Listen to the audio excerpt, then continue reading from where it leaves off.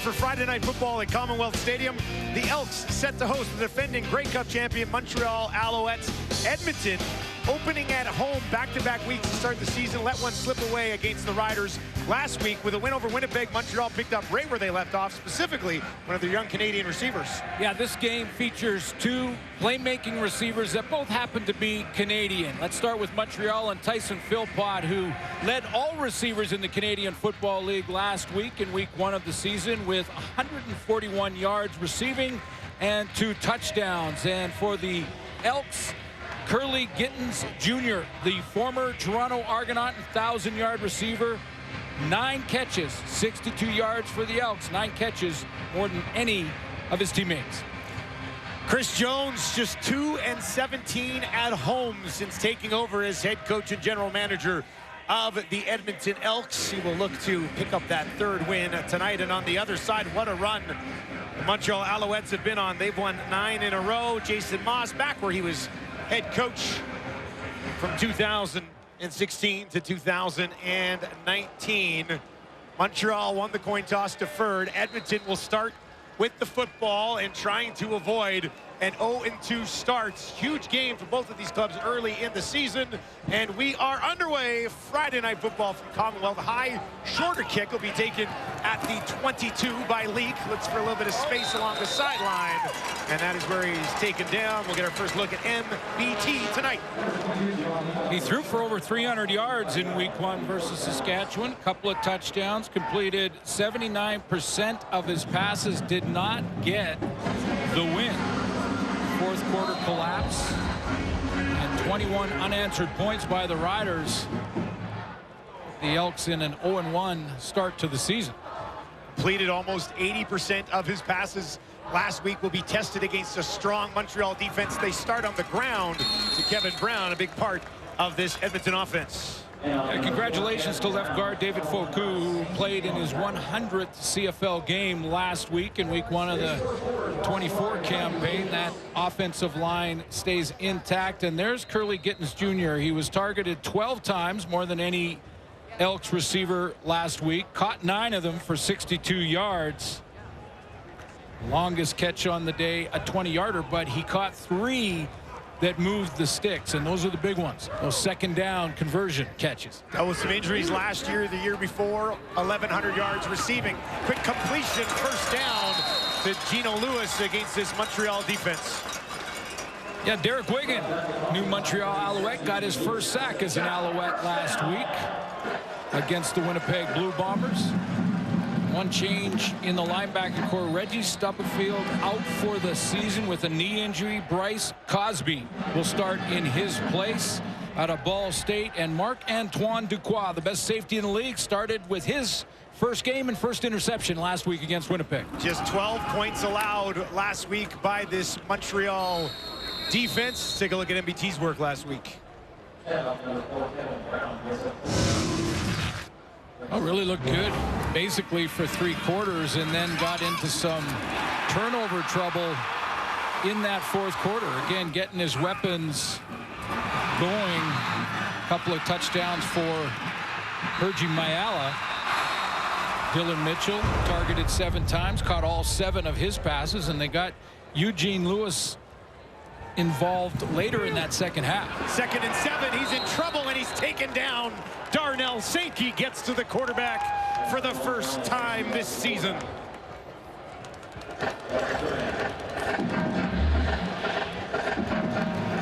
Sankey is showing in that, like on the line of scrimmage, as if he may blitz, delays a second until the blocking assignments are established, and then shoots the gap. Ethel Thompson sacked twice last week. 3rd and 16.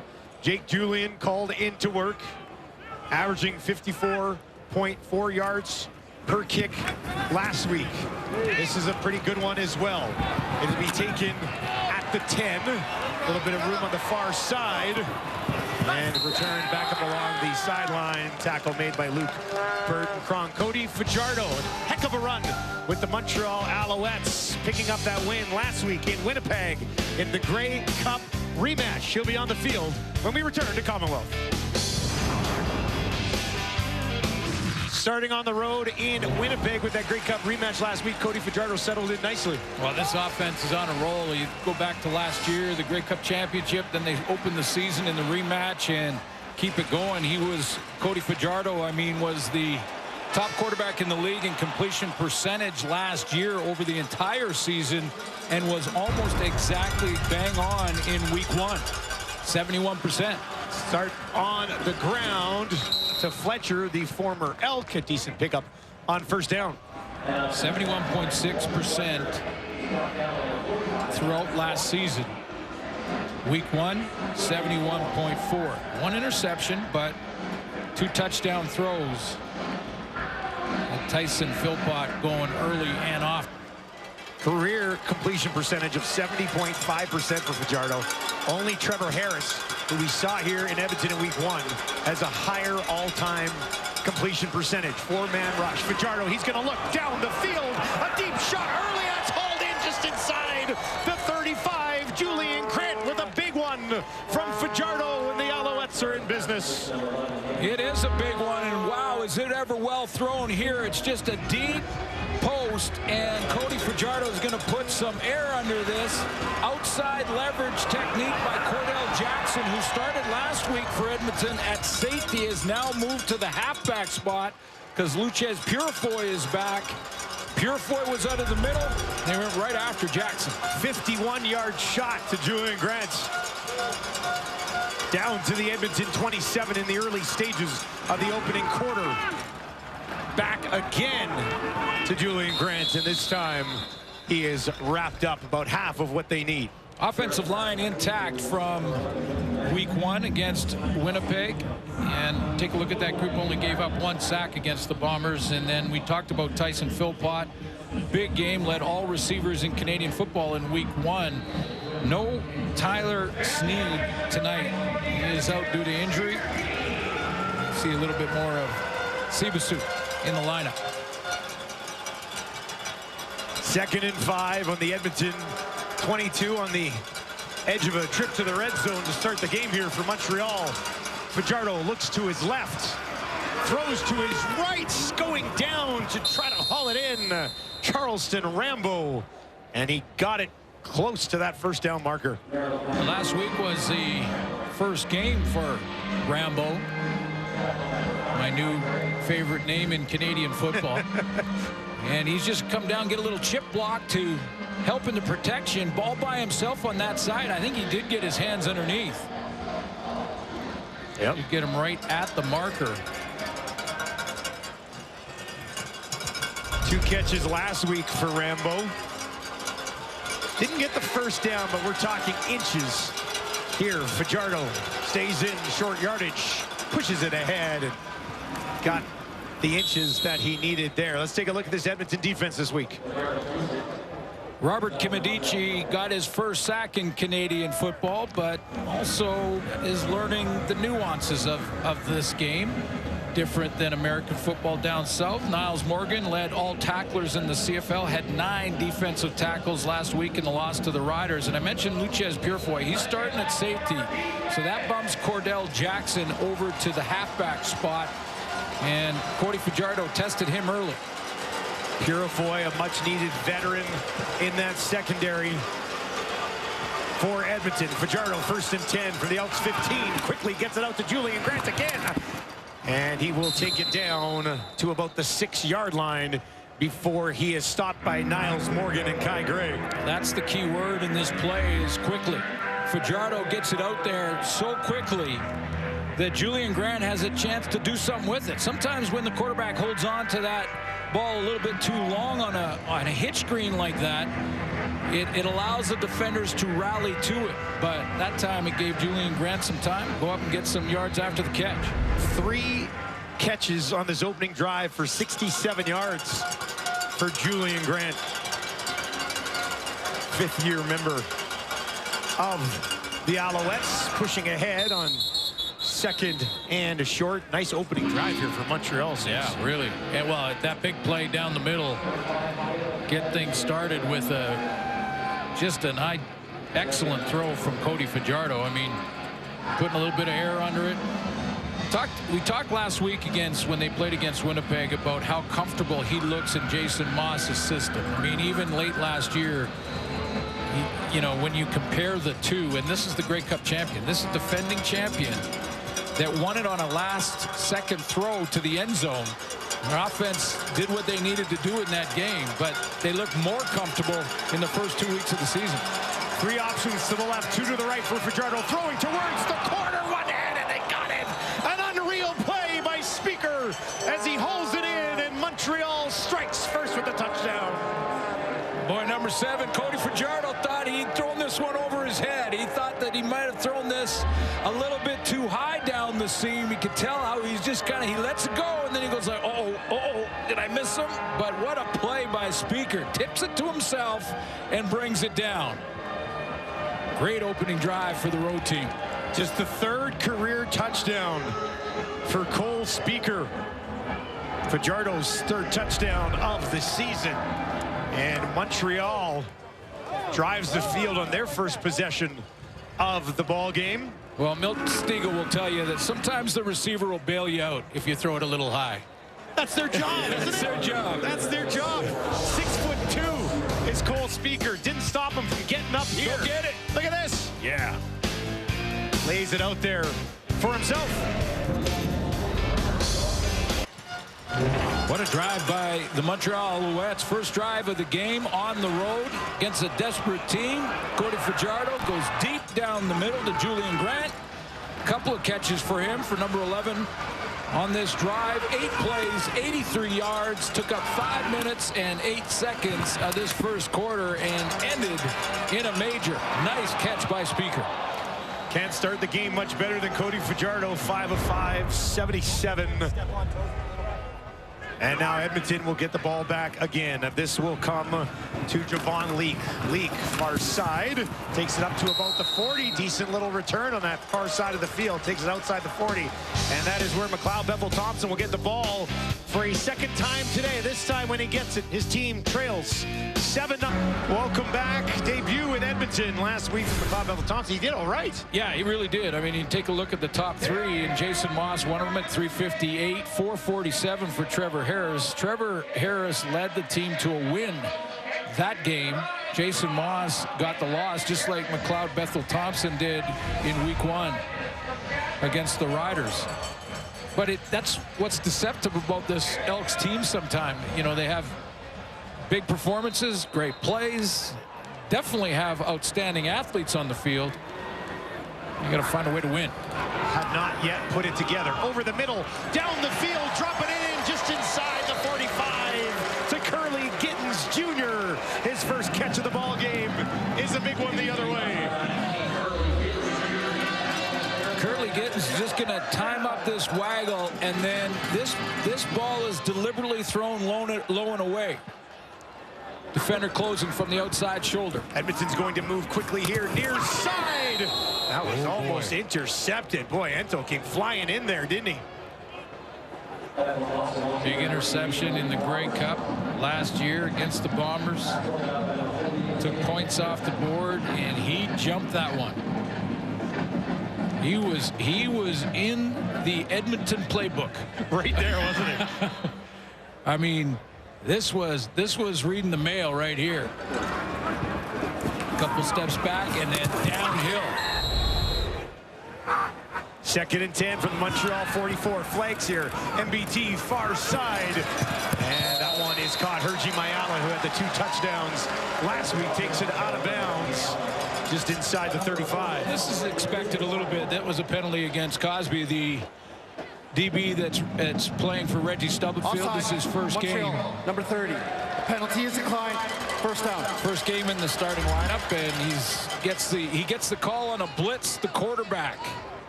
Play on defense. That was a free play for McLeod Bethel-Thompson, and they'll take the play.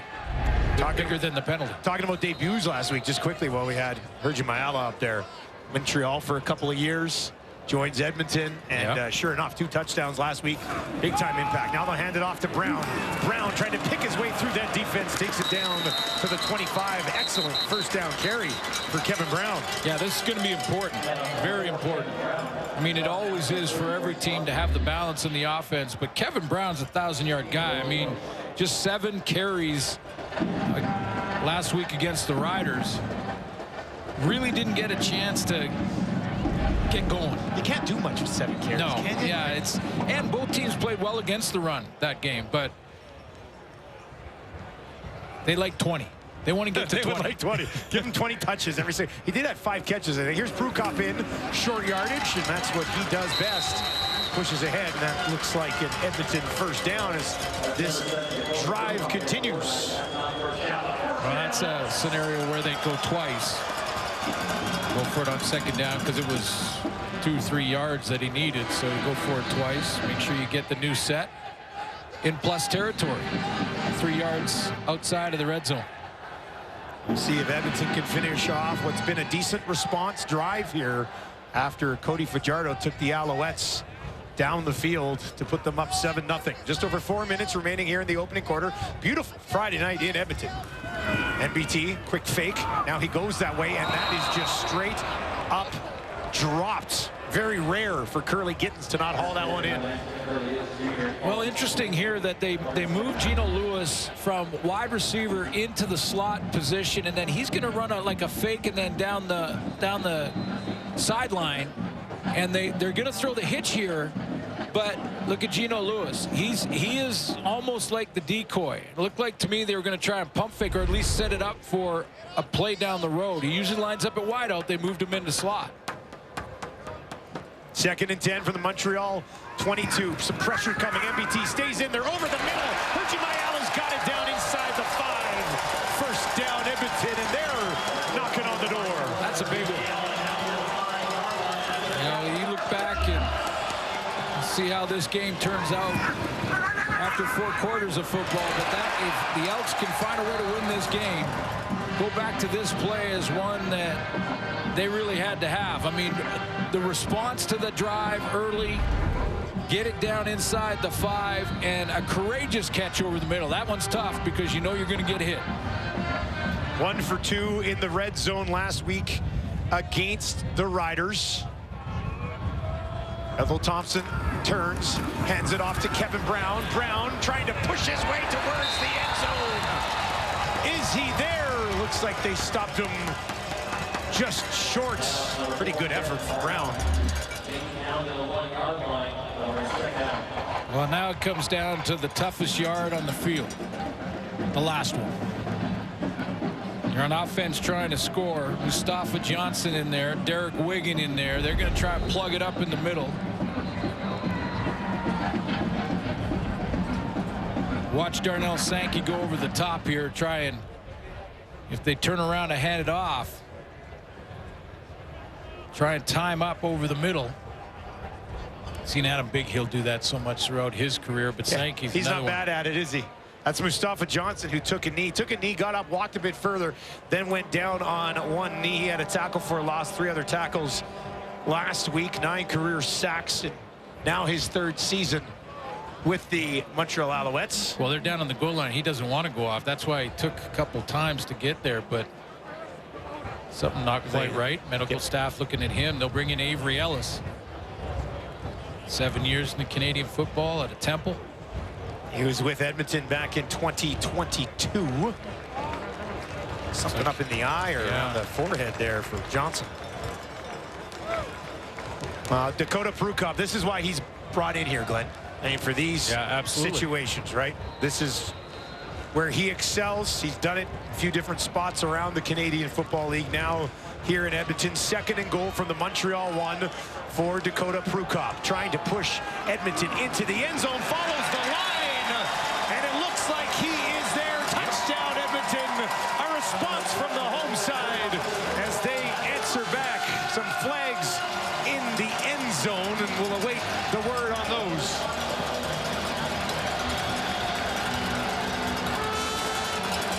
Very likely the defense trying to time up their get off.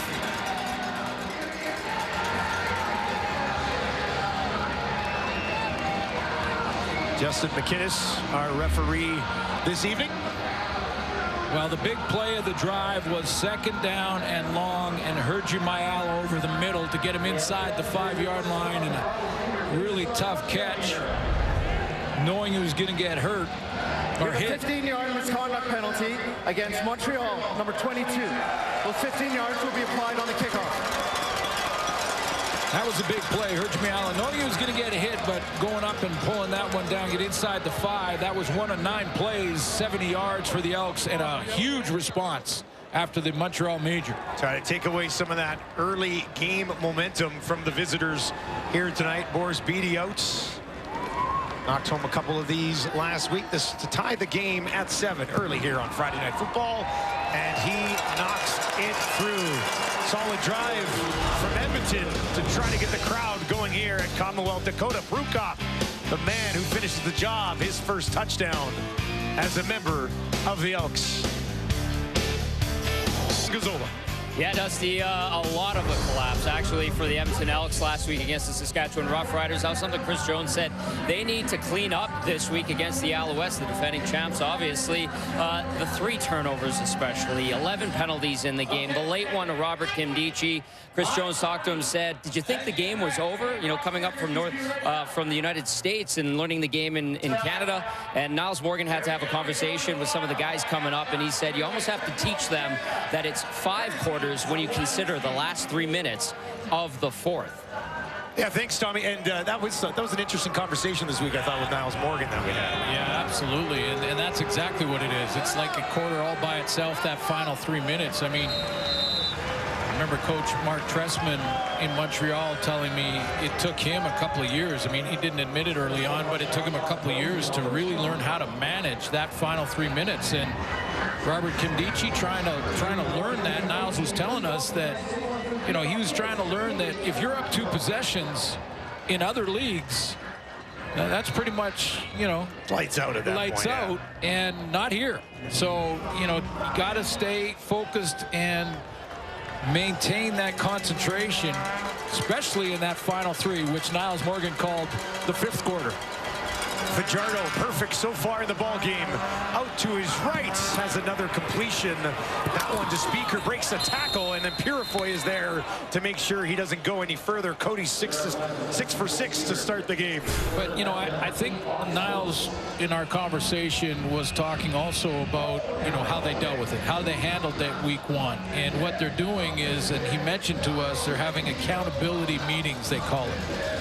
Team meetings where the coaches aren't necessarily even in them, but the entire defense, the entire offense, and they look at the tape, they look at the film, and they look at mistakes they made, and they own up to it to their teammates. And they say, we got to eliminate those things and find a way to win these games. 2nd and 7, that defense would like a big play here. Fajardo, Speaker again, he's got it out to the 50, midfield, and Purifoy comes over to help Morgan finish him off as the Montreal Alouettes offensively continue to march. Well, there's a couple of things going on right now for Montreal that's working so well. One is the comfort level for Cody Fajardo. He's not really seeing much pressure. So, you know, the progression for the Elks now is going to be, they're going to have to send some linebackers to maybe create some pressure on Fajardo, because if he's allowed to stand back there like he has been, these receivers are getting open. Down to the Edmonton 53. Everybody to the left here for Fajardo. They'll hand it off. And good job, 2nd effort pushing through. How about the work there from Walter Fletcher? Looked like they may have had him at the line of scrimmage. And just a 3-yard average in that game 1 against the Bombers, but you know he's capable. That was a good run. Not going down by 1st, 2nd, or 3rd contact. Darius Bratton from the secondary there to make the tackle for Edmonton. 2nd and 3. Final play of the opening quarter. Fletcher to the right of Fajardo. He's going to throw to the right, and that falls incomplete. And that will bring up 3rd down. First miss of the day for Cody Fajardo, who's over 100 yards passing in the opening quarter. Friday Night Football, good one shaping up here at Commonwealth between the Edmonton Elks, looking for their first win of the season, and the Montreal Alouettes, the defending Grey Cup champions who've won 9 in a row going in Edmonton. Elks 7, Alouettes 7. Both quarterbacks moving the ball pretty well so far in this ballgame. Well, yeah, the great response drive from McLeod Bethel-Thompson. I love the Mayala catch. And Cody Fajardo's just not seeing much pressure. I mean, Jason Shivers might have to go with some linebacker pressure or something. He's standing back in that pocket. Part of it is because of the play calling. I mean, Jason Moss has got Cody Fajardo going hitch out to the outside and quick throws, and then he goes down the middle on a deep ball. So it gets you frustrated on defense. Jason Shivers needs to now look at maybe some linebacker blitz. 3rd and 3 on the Edmonton 46, and Montreal. A little bit of breeze probably at their back. Not much, though. Turned into a beautiful night after a just disgusting afternoon here at Edmonton weather-wise. 53-yarder, 53 and a little bit right here for Cote. That one is up, and that one is through with some leg to spare as well. He's 3 for 3 to start the season. That one by far his longest. Deepest he had to kick from last week was 22 yards. That's a biggie. I mean, that one, he could have made that from another 10 yards back. I think for a second his head coach didn't make a little mental note there. I was going to say, he's going to kick from 65 at some point in this game. Going that way, we might be able to kick one from 60. It's a big kick. When somebody knocks one in from 60, I will certainly lose my mind on the call. That'd be fun. Edmonton back on the field offensively. 4 options out to the right. That's where he goes. And that's going to be a first down right off the bat. Back to Curly Gittins, who, if you've got him in fantasy this season, you're going to love the amount of targets this guy's getting. Well, and they have some chemistry from their days together in Toronto. And because of the loaded up blitz here coming from Montreal, this is what McLeod Bethel-Thompson is at his best. He's seen it all. So he sees the line of scrimmage. He knows he's got to get rid of it. Can't block them all up. So even if it's a bit of a quacker, it doesn't matter. It doesn't matter. It got there. First down. Up to their own 51. And that back to the line of scrimmage. Maybe a yard on the play as they get it to Javon Leake, who had 3 carries last week for just 4 yards and a big fumble in the 4th quarter of that game against the Riders. But they want to mix him into the offense a little bit. And I think it's a good idea. I mean, think of what he did in the return game in Toronto. Yeah, I think that's a great idea. Get him the football as much as you can, and he's got to settle into this offense, that's for sure. He had a return touchdown last week that was actually called back due to a penalty. 2nd and 10 on their own 51. 5-man pressure coming. MBT over the middle, and that is batted away. Deontay Ruffin getting a hand in there against Gittins. Yeah, it looks like straight man, and Deontay Ruffin is just with Gittins the whole way. I mean, here's your intended target, who has been a favorite target for MBT. Just puts his foot in the ground and breaks downhill on it. Nice hand across. That right hand, by the way, doesn't twist Curly Gittins, so no penalty flag. You can have it there, you just can't grab and twist the receiver. 3rd and 10. Julian out to kick it away. Likely he'll let this thing fly from about his own 40 when it's all said and done. Sliding over underneath it. Fletcher. And he takes it back up just outside the 20. Yet to be activated tonight. Tyson Philpott, 10 catches for 141 yards and 2 touchdowns last week. Just yet in this one, but in game 1 against Winnipeg, Tyson Philpott, 10 catches, 141 yards, and 2 touchdowns. That's, remember, a 5-game now touchdown streak for Tyson Philpott going back to the Grey Cup, the playoffs, and the regular season last year. He's popping, no doubt about it. Just 23 years old. And so he gets his first touch of the game. Pick up a first down. Had a great conversation with Tyson as well this week, and talked to him about his competition with his brother Jalen and how they have so much respect but are very competitive with each other. Asked him about Dad's advice as well. Corey Philpott, of course, former BC Lion. Fajardo barking out directions here. Play clock ticks down over the middle. That one almost intercepted. Oh, Purifoy was probably thinking end zone the other way, and he had a couple of touchdowns last season. Well, this is why Luchez Purifoy back in the lineup is so important. I mean, he just finds ways to make plays. I mean, he's going to stay back there from that safety spot, but he knows one thing. They try to throw that seam route, which they've thrown a couple of times now. With him in the middle, he's jumping it. He's not going to hesitate. He's seen it before. He's playing the quarterback throwing motion and did everything but catch it. Right in the hands. Could not corral it. That's what you got to do in practice when you drop one. So you got to punish yourself with hard work. First 2 and out by either team. And Zima lets this fly from the 15. Directs it to the near sideline. And that hits the official in the melon.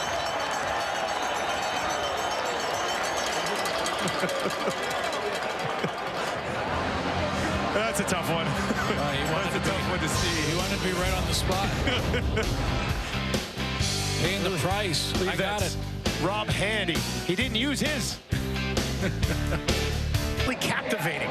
HBO's House of the Dragon. The new season streams June 16th. Only on Crave. That's Sunday, isn't it? That's Sunday. That's Father's Day.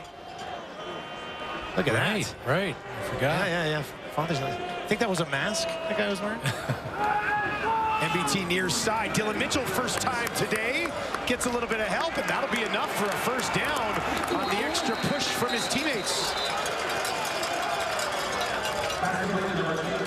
7 catches last week on 7 targets, 93 yards for Mitchell. Nice start to the season. Absolutely. And sitting in the hole, reading exactly what McLeod Bethel Thompson read, which is a zone defense look where you go to a spot and then react once the ball's in the air. Great timing on that quick curl. Down to the Montreal 51. 3 options, 2. Bring some bodies into block. Little toss here to Brown. Patiently picks his way ahead. Takes it down just inside the 50.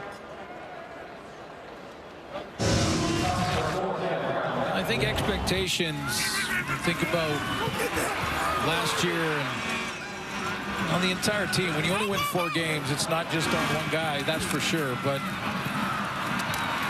really tough start to the season for Edmonton. Mitchell coming back for his 3rd season. It's about right then when you start to really figure it out. The game slows down. It doesn't matter what position you're playing. About year 3, everything slows down a little bit. Don't worry about the expectations. Just go and do your job. 2nd and 8 for Edmonton near midfield. Out to the far side. And Mitchell cannot turn.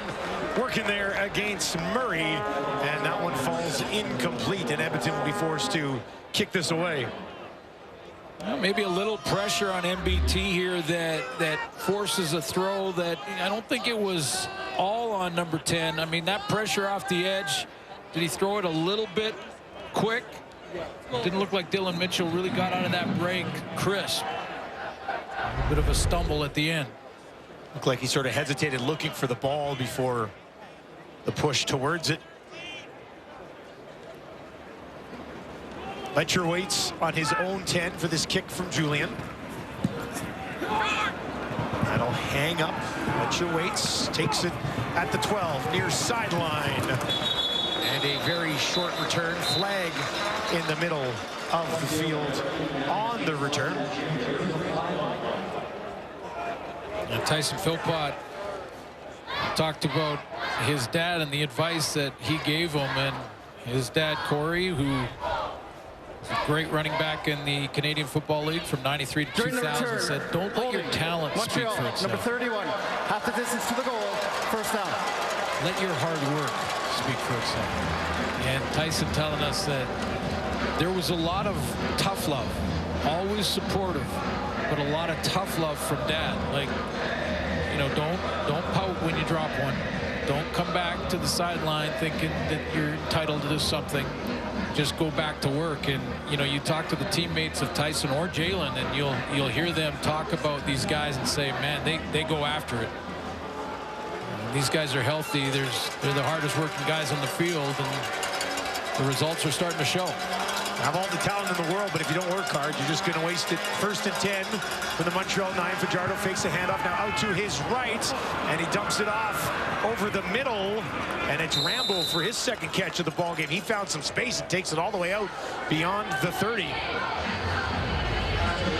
Just feels like today's day and age, we don't get enough tough love. Everybody wins an award now, but I've never won an award, Glenn. Oh, okay.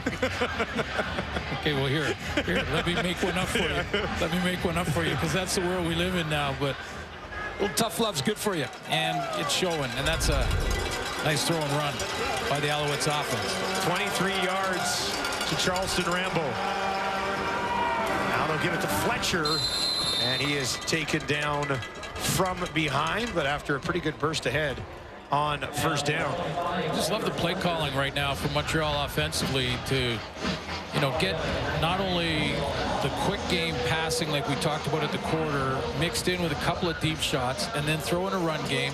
Also, Jason Moss is moving the launch point for Cody Fajardo. So not just throwing from the pocket every time. That last play to Rambo, he was on a full roll and threw it back against the flow. It's really tough to defend when you're doing all those different things.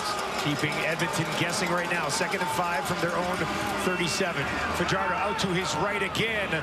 Dumps it off wide open for a 1st down. Julian Grant takes it out of bounds, and Montreal move the sticks. How many times have we watched young quarterbacks have that same decision that Cody Fajardo just had, and decide to go down the field because he wants a bigger chunk, because he gets outside, he doesn't feel any pressure. You see young guys go, you know what, I want a big one here because I got all the time in the world. Cody Fajardo, a veteran quarterback, doesn't do it. He sees a guy that has the 1st down. Let's get a new set of downs. Let's just dump it off on the quick throw, and we stay on the field. Fajardo's 9 of 11 for 138 yards and a touchdown so far in the ball game. This time out to his left, being chased and taken down by Elliott Brown. 1st sack of the season for 41. Well, that's excellent discipline from Elliott Brown here to not be fooled. He's in the 2-point stance, so just the feet on the ground. He's not got his hand on the turf. He takes that inside step to seal the inside and make sure there's no run play there, but still has the speed to redirect and get out to Cody Fajardo. Cody's a running quarterback. He can run. Brown's a big boy, 6'5". Just 225 though, and he got out and after it pretty quick. Just a small loss. Empty backfield here for Fajardo. Look down the middle. Now he's going to take off. Cody Fajardo using his feet. 1st down at midfield. And that's where he will slide after picking up the 1st down for the Alouettes. Yeah, smart to looked at the marker, saw where he was on the field, and said, okay, that's good. The defender's closing in, but watch how it opens up. Little inside stunt with a cross, a stunt different than a blitz, only sending 4. And you can stunt the defensive lineman. Little cross action, he ran right through it. Fajardo keeping the drive alive, back on the ground and down to the 50 for Fletcher. Just defensively, this starts to get frustrating. And, and Niles Morgan will get in the huddle and he'll start telling his teammates, like, we got to start dictating. Start forcing him to be uncomfortable rather than as comfortable as he looked with all this different play calls going on. So dictate as opposed to react. Exactly. More so. Exactly. They need 7 more for a 1st down. Elks will bring 4. Fajardo looking for speed. Oh, he is hammered. Purifoy delivers the blow, and it was a big one on 17 in whites. Holy smokes.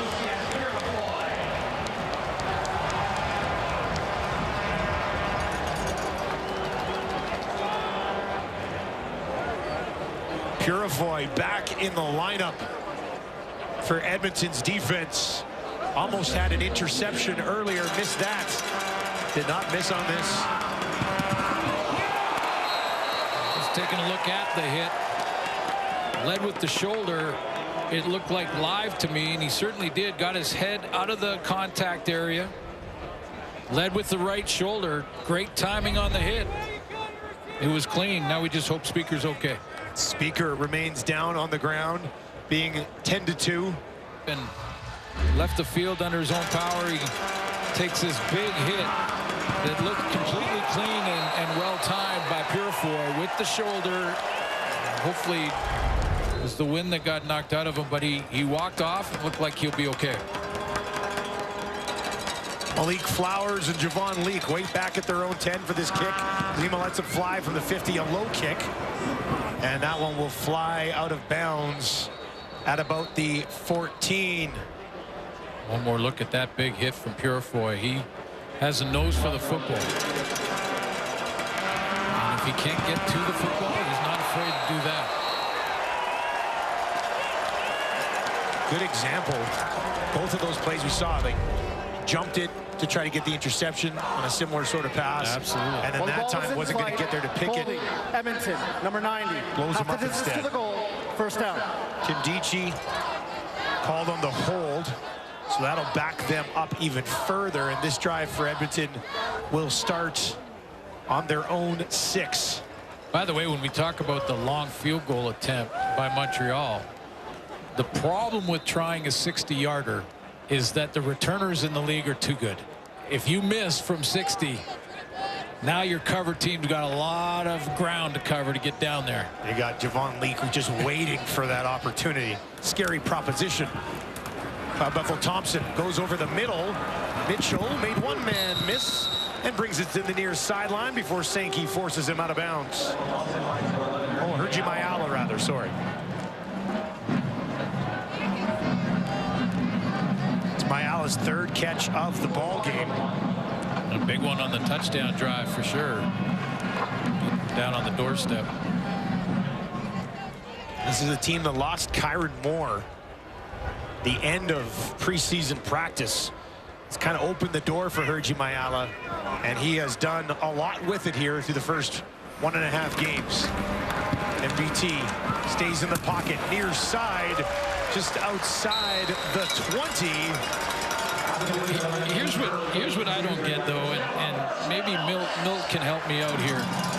But, you know, I know that McLeod Bethel Thompson's got to make his read and throw it to the spot he believes is you know, the right spot to throw it based on the read and based on the defense.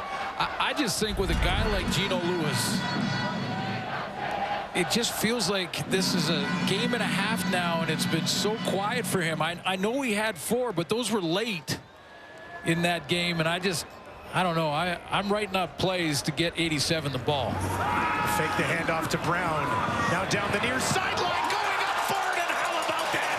Curly Gittens climbs the ladder, comes down with the ball. Or throw it to 19. That works too. That works too. Yeah, big catch. That is a biggie. Go up and get it. Yeah.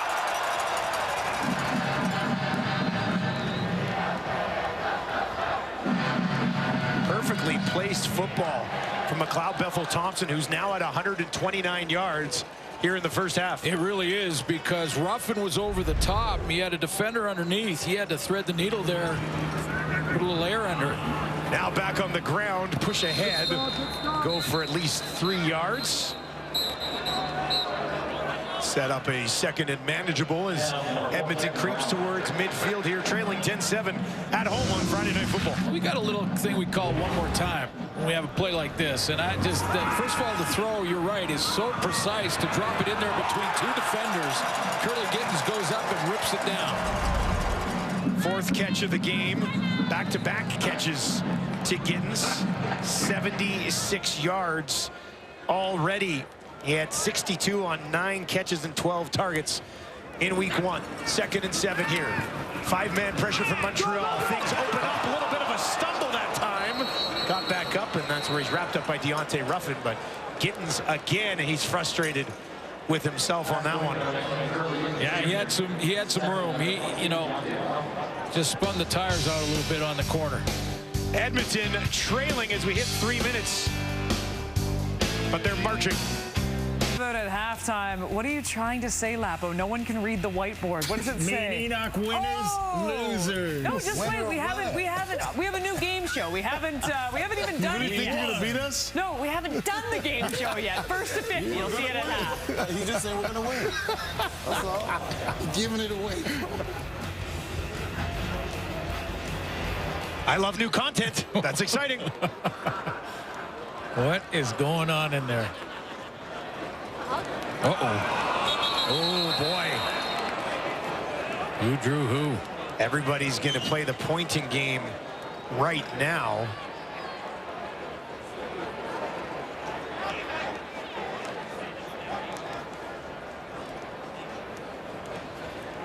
Getting some help from the command I was just going center. to say, Justin McInnes in that headset right now. 2:39 remaining here in the half. This would be a big call, 3rd and inches. Noel Thorpe, defensive coordinator, very interested to hear if this early movement there, but also Bryce Cosby at the top of your screen moved into the neutral zone too. So I'm just not sure who went first. Look at number 30. We'll move there with the hand. Yeah, it looked like Sean Lemon, I think. Montreal, defensive line. 5-yard penalty, first down. I'm going to say Noel Thorpe calling the defense is interesting. Talking to Darnell Sankey, who's really the leader of that group, certainly the leader of the front 7 calling the defenses. And Sankey liked his name for this defense. He said it's a go-get-it defense. Ooh, that's good. That's way better than let it all get allowed defense, you know? It's the go-get-it defense. I love that. Drive stays alive. Lots of time remaining here in the first half. Edmonton trailing 10-7.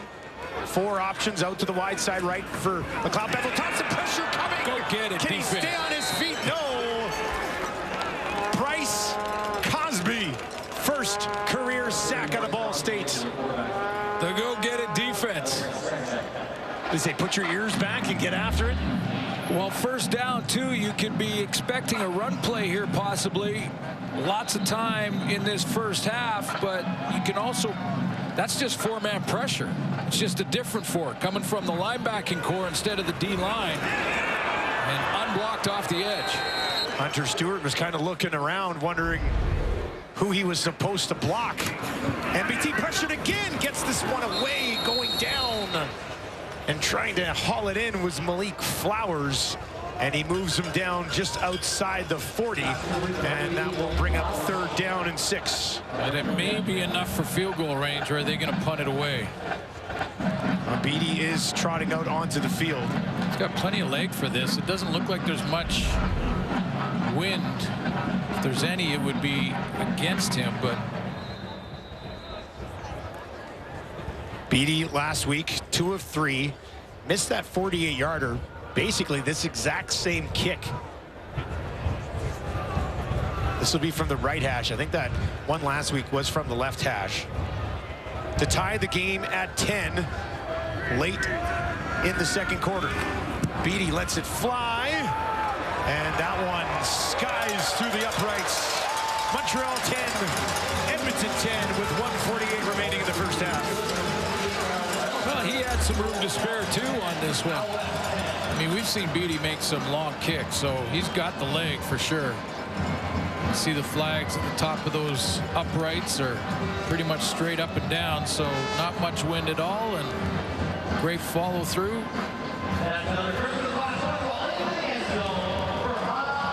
With the conditions we have right now here in Edmonton, you would not know that about 5 o'clock this afternoon there was a tornado warning just east of the city. Looked like Ghostbusters in It's Edmonton. scary, yeah. It just came in black clouds. And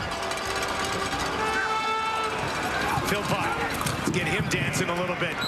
They'll bring it on the near side, taken down there by Leon O'Neill Jr., one of these first-year linebackers for Chris Jones and Jason Shiver's defense. This is kind of what I meant about talking about Geno Lewis. And again, right after it, Gittins makes a great catch. Yeah. So, you know, you got to go where the defense sort of not dictates, but your read takes you. But this is a way that you just saw that play to Philpott is a way to get your playmakers the ball. They run that little reverse to him, give him the ball that way. 2nd and 2 on the ground. First down, Fletcher. Broderick over there to help on the tackle. That's good news. He's Speaker back in the game. Cole Speaker. So training staff has to come out and take a look. That was after the hit from Luchez Purifoy. He went off under his own power and waited his 3 plays, and he's back. 3 receivers out to the left for Fajardo. That's where he goes quickly, but it is batted down at the line of scrimmage. 6'6", Noah Curtis, the 25-year-old, getting there. That's what they teach. These D-line coaches, defensive coordinators are coming off the edge. If you don't think you can get home on the blitz or on the pass rush, get your hands up. Don't give them a clear throwing lane to get it out of there. 2nd and 10 for Cody Fajardo, trying to keep this late first half drive alive. Has time, now dumps it off to Fletcher. Fletcher looking for some space on the far side of the field. Cuts it inside, taken down, just shy of the first down. Yard, maybe 2 remaining. Didn't catch the number, but one Edmonton defender tried to take an inside route to make the tackle and would have held them way short here. Let's see who it was. To the right of your screen, this is going to be dumped off. Just a check down by Cody Fajardo. And right there, that inside leverage, if you stay outside on that, your friends are on the inside. Niles Morgan's coming from inside out. That was Leon O'Neill Jr. playing in his 2nd CFL game. So instead of cutting up, you stay outside. Stay outside, and if you miss the tackle, you force Fletcher back inside. And Niles Morgan's coming that way. Yeah, exactly. Sam Ajampong, I believe, being looked at by the training staff. Smile on his face as he gets up and heads off the field to a round of applause from the crowd here at Commonwealth with 70 seconds on the clock. 3rd and a yard.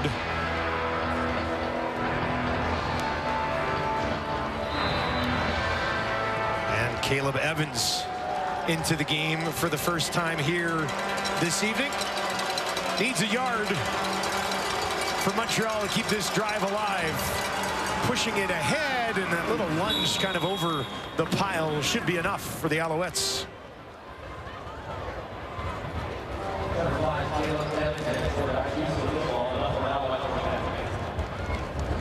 Fajardo, 11 of 15, 155 and a touchdown, gets the ball back here. Good push by the right side of that O-line. Tyson Philpott at the bottom of your screen, working against Marcus Lewis. 4 receivers to the right. Fajardo's going to look one-on-one on the far side of the field, but that one falls incomplete. Looking for Charleston Rambo going against Kai Gray, who did have an interception in week 1. Yeah, that sophomore side, we'll call it, for the Edmonton Elks with Darius Bratton and Kai Gray out there. You see press coverage. This is sometimes an automatic. Single receiver to the backside of the formation. Press coverage by Kai Gray. Automatic fade route. Just go ahead and go deep. They'll try and throw it up there over the top and make a big play down the field. Probably wasn't called in the huddle, but they saw the coverage like that and said, let's take a shot. 2nd and 10 on the edge of field goal range here. Fajardo goes to his running back, pushes it ahead. What a move! Look at Fletcher go! Finds some space down to the 20 to the 10. Will he get there? He does!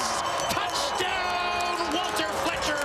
Montreal strikes late, and it's the former Edmonton Elk who finds his way to the house.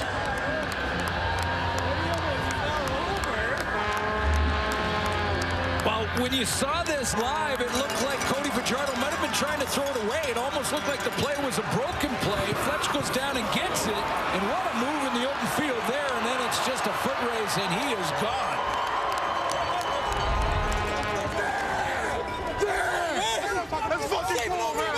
Huge play right near the end of the first half. Walter Fletcher doing all the work as Cote knocks it home, and Montreal goes on top, 17-10. How about that breakaway speed? He had to make one move, but he made the move going full speed and not losing any of that speed in the open field. First of all, it's a low throw, so he has to make a tough catch on what is a real high percentage little screen. And now get his balance, watch this move. Plant, and then inside cut. Wow.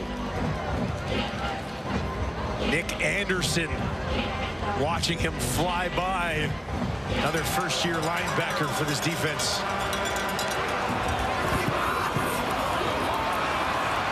First touchdown of the season for Fletcher. It's got to feel good doing it against a team he once played for, right? Just keeping his balance alone. Athletic, and then Fletcher, absolutely, yeah. Oh, you circle those days for sure.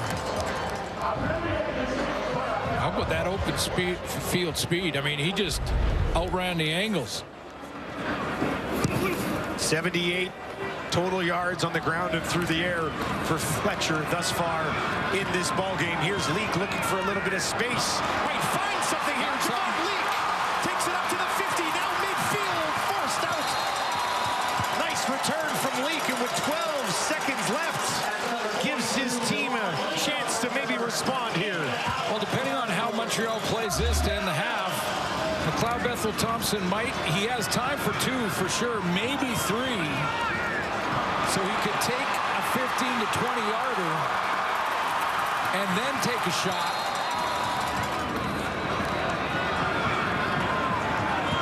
That's what he does. The best in the business last year, those returns. Exact reason they brought him in. First and 10 from the 48. McLeod Bethel-Thompson hit as he throws, and that will fall incomplete. Sean Lemon there causing issues for MBT. The veterans know when the offense is going to pass. They just know when it's an automatic throw. They know that with that big return from Javon Leak that Edmonton would come out saying, hey, we got a chance to go get some points here. So he goes back and he pins his ears back, knowing that they're not going to run the ball. They're not going to run any screens. They're trying to throw it down the field. 8 seconds on the clock, and it ticks. 3-man pressure. Dump it off. Brown a stumble, got to get down.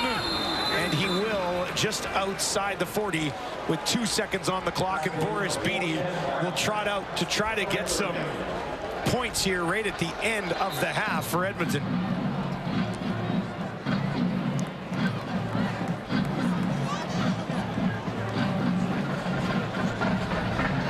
Well, a great return from Javon Leak makes this possible.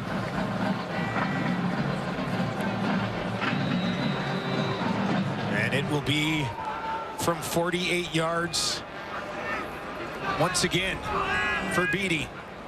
Just knocked one of these through. This one from just inside the right hash. Final play of the opening half to cut the Montreal lead to just 4. Beatty right down the gut, knocks it home.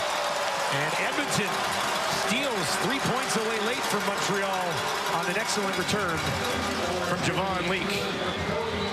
Well, Cody Fajardo's just a routine 12 of 17 for over 200 yards passing in the first half. A couple of touchdowns, a couple of deep ball strikes down the middle. To a real good start in this one in the first half. And spread the ball around. 5 different receivers with a catch from Cody Fajardo, who is now on the sidelines with our Tom Gazol. Yeah, does the Cody a late touchdown there to Walter Fletcher. It looked like you kind of scrambled a little bit. What'd you see on that? And they'll need some offense here in the second half. Curly Gittens Jr., 9 catches last week, already has 5 for 83 yards this week, and he is with Tom Gazol. Curly down 4 at the half, going toe-to-toe with the defending champs. What did you make of your guys' first half there?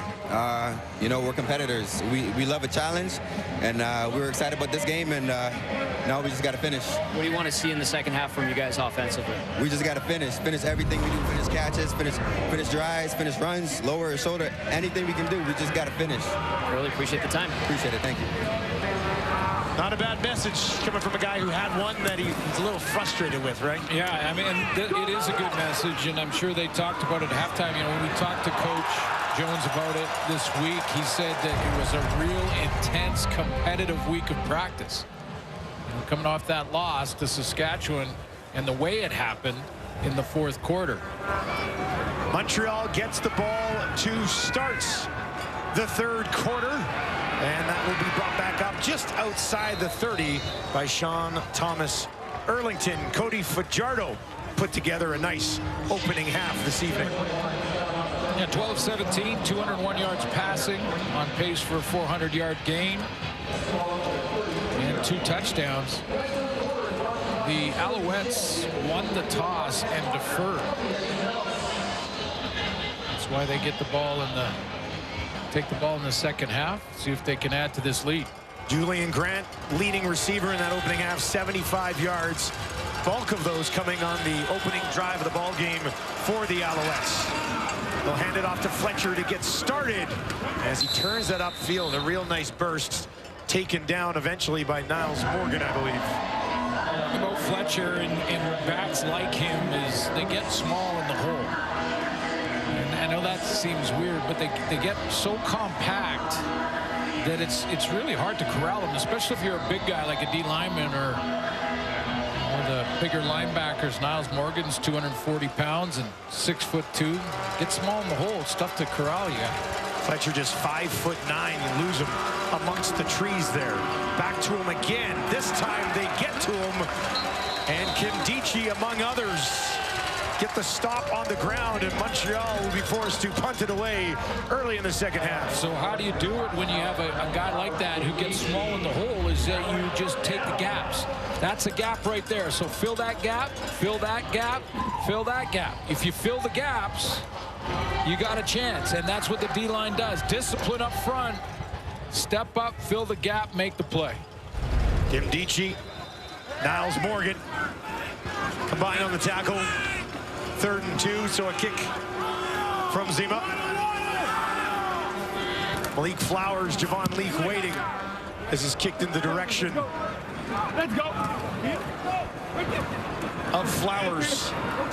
Takes it back outside the 25, tackled around the 27. McLeod Bethel Thompson gets the ball with his team, trailing 17-13. Yeah, reading the defense well in the first half. Ball out there again. He used a couple targets, different targets too, but did get Hergy Mayala going early. This was the big catch that led to the touchdown by Mayala. 6 different receivers with a catch in that first half. Geno Lewis just 1 on 1 target for 8 yards. Not good with that. They'll start on the ground. Brown takes it all the way out beyond the 35. He's got a first down. Turning ahead, Kevin Brown with the help of his center, Mark Cordy. Never know what could be the catalyst to really help. You could think back to the big hit from Luchez Purifoy defensively. That gets your teammates going, gets them fired up. And a run like this can do the same thing. I mean, contact made there. Now he's got to just drive, keep the legs going, keep the balance. Good second effort, third effort, gets another 4 yards. Nice. Brown with 38 yards on 7 carries, had just 7 carries total in week 1 for 23 yards. Lots of pressure here from Montreal. They give it away, but it's dropped on the far side of the field by Flowers. Had to move that ball quickly. That good double clutched it, so MBT in 2nd and long.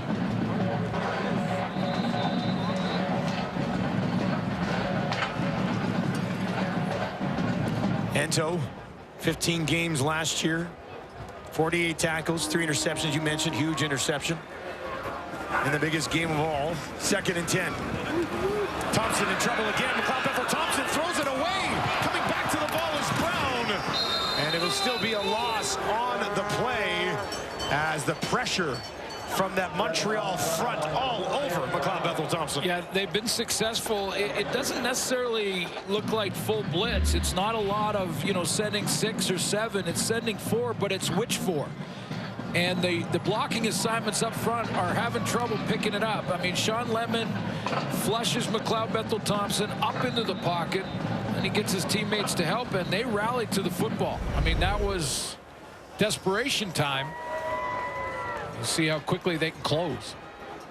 Julian, 3rd and 12, stands On his own 25, kicks this away. That's going to hang up there for a little bit. Letcher takes it just inside the 30, and he's going to look for some room on the far side of the field. Can't find it, and he'll be taken down by 2 or 3 members of the Elks special teams unit, including Haggerty, who's just signed this week. Mustafa Johnson all over MBT. Brown there to help him out. Not enough. And Euro 2024 continuing tomorrow. Third quarter continuing here now. Friday Night Football on TSN. 4 minutes gone in the third quarter. Fajardo with a flag immediately gets it to Philpott, and he is taken down by Marcus Lewis. Flag as that ball was snapped. We'll see what the penalty is, but just speaking with our producer Chris Edwards in the commercial break, Offside, talking about Edmonton, number 99. That penalty is declined. First down. Talking about Tyson Philpott not being a big part of the offense tonight when he had 141 in week 1. You know, and sometimes that happens. Sometimes the coverage is rolling. I said we're going to start to watch what they're trying to do with Tyson Philpott and how they're covering him. They put him on as a single receiver on the short side of the field. Fajardo quickly. Philpott again made one man miss, but not the second, as Leon O'Neal Jr. was there to wrap him up. See, and this is what I mean, like Jason Moss, I'm sure, went in at halftime and looked at the playbook and thought, okay, so how do we get number 6 involved? The first down, they put him down here as a single receiver. This time they put him up at the top, and they're going to try and get him the football in a couple of different ways. That little push to the flat, he gets the ball that way. And the first one was the quick slant inside, but he was a single receiver into the boundary. So just a couple of ways to get Tyson Philpott the football. 3 catches now on the evening for 21 yards. 5-man rush from Edmonton. Brown trying to get to Fajardo again. Dumps it off. Flag on the play. Completion. And it's Fletcher for a first down at midfield. Flag, though, as Fajardo threw that football. Holding, Montreal, number 65. 10-yard penalty. Repeat, second down. Josh Donovan, the right tackle, first year out of Arizona. He gets up slow, too, after this. So we'll take a look and see. He's going one-on-one with Elliott Brown, and there's the takedown.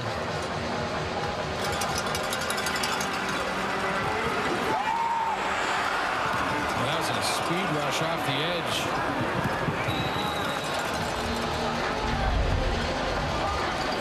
Brown causing some issues, already has 3 tackles and a sack in this ball game, and the lineup against each other again here. 2nd and 17 now for Fajardo. Needs a big chunk. He's going to look for it right over the middle, and he's got it. Guns it in there to Philpott. Went down to a knee. Got back up, picked up the first down. That's a clutch catch from Tyson Philpott. Bunch formation to the right side, and Philpott's the trailer. He's the 3rd guy, the furthest guy back from the line of scrimmage. He's going to wait for everything to clear out, and then he gets the dig route over the middle. Fajardo on the run to his right, and that one will be incomplete. Thrown just shy of Charleston Rambo. I was going to say, too, that Donovan, big block on that next play to Philpott over the middle. He held his own, and nice pass protection there, and that's what you want to see. And whether it's a young player, first-year player, second-year player, Philpott gets the blocking he needs, Fajardo the blocking he needed, and they complete it for a first down. 2nd and 10 midfield for Fajardo. Has time near side, and that one looked like sort of threw it away when he didn't have anything over there. Yeah, intended for Cole Speaker, and he was working his guy, but just didn't look like Fajardo was comfortable with what he was seeing from his end. So let's take a look at the ISO. This is nice little coverage, man-to-man coverage. And by the way, talking to Tyson Philpott about what he was seeing on the film from Edmonton's defense from week 1, he said they play 40% man. So we're ready to go against one-on-one coverage. But Fajardo didn't like what he saw, just threw that one away.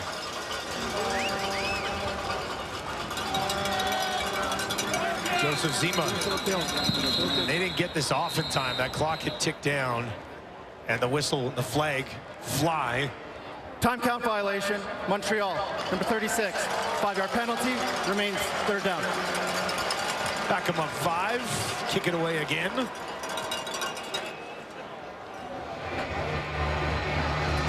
Jason Moss doing some excellent things with the Montreal Alouettes since getting another crack please reset the clock to being a CFL head 8:21. coach.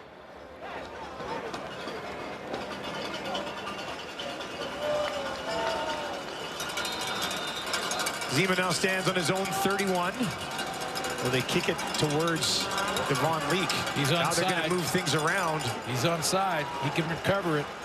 That's Miles Brooks who's onside. They're going to give it to Antwi. And Antwi is taken down. Ball pops out. It's going to be grabbed by Green and go back. He was clearly down on the play. Well, that was an interesting call, wasn't it? Fake punt, midfield. Give it a shot. Edmonton was ready. 3rd and 15. You got to have 15 yards here with Antwi. Not even close. Edmonton gets the ball back. Take a look at the fake again. This is Sean Thomas Erlington, and it's supposed to take the attention of the punt return team so they could fake it the opposite direction to Antwi here. It doesn't work. Almost looked like Antwi thought about that little kick to yourself play that we saw last year. But they're punting again. Let's get the announcement. They've reset things for another punt. Had to be some penalties. During the last play, we had an illegal low block against Edmonton, number 26. It'll be a 10-yard penalty, and we will repeat third down. 10-yard penalty, repeat third down. Edmonton, the most penalized team in week 1 by a significant margin. What a huge swing in this ball game. They would have had that ball in midfield. Zima kick it away again. This time that's exactly what they'll do. Flowers waits, takes it cleanly at the 10. Up the middle, turn of about 12 yards for Malik Flowers. Well, we found the penalty to Haggerty, and he's trying to play run defense in fairness to him. However, it's a punt formation, a kicking formation, so you can't block low or take on a cover guy low like he does there in the kicking situation. That's the penalty. Even though it's not kicked. Exactly, that's the penalty, and that's why Wow. Montreal kicks it again, because that changes the field position drastically, obviously. Haggerty just signed this week. Grey Cup champion with the Argos. This attempt on the ground goes absolutely nowhere. Kind of just ran into a wall. That is the Montreal defensive line.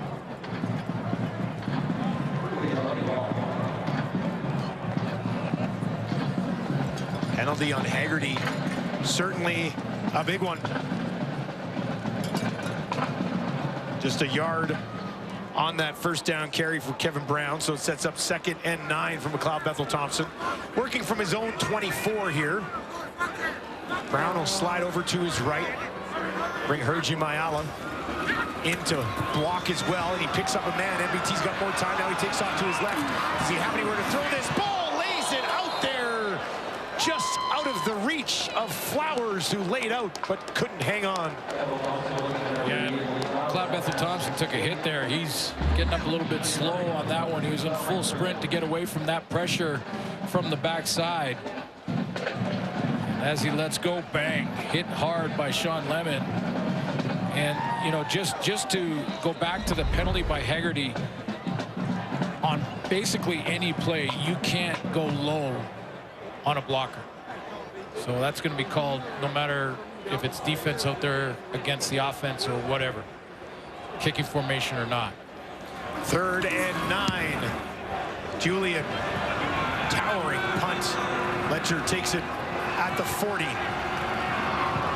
Return of about 3 yards before he is wrapped up on the play. Jacob Lamunden, I believe, on the tackle, trying to keep this drive alive, get this drive going.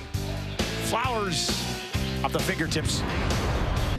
Sometimes I wonder what the Latest from Slim Shady. There with you. 90s night actually here at Commonwealth, so that's fitting. Short pickup on first down. Nice workload tonight for Fletcher.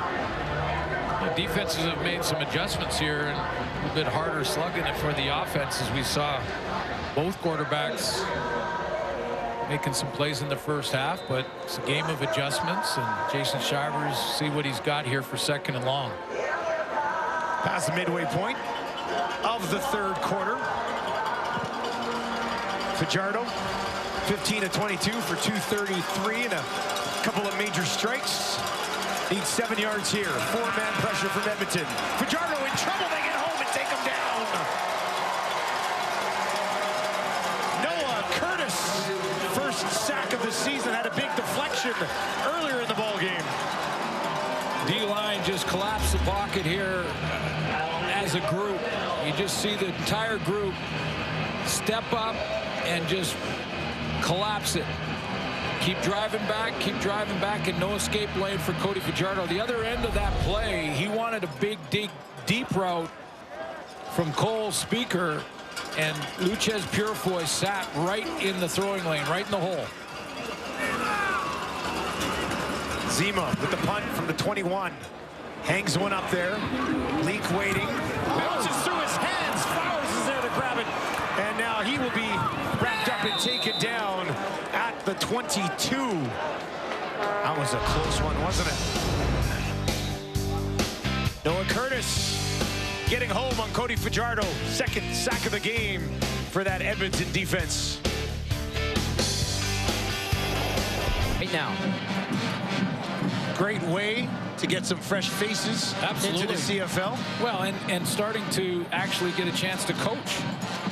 Think of Tanya Henderson, the assistant defensive back coach in BC, will be in BC tomorrow night, and yeah, outstanding program. Variety of positions across the league. On the ground, pushing it ahead, Javon Leak.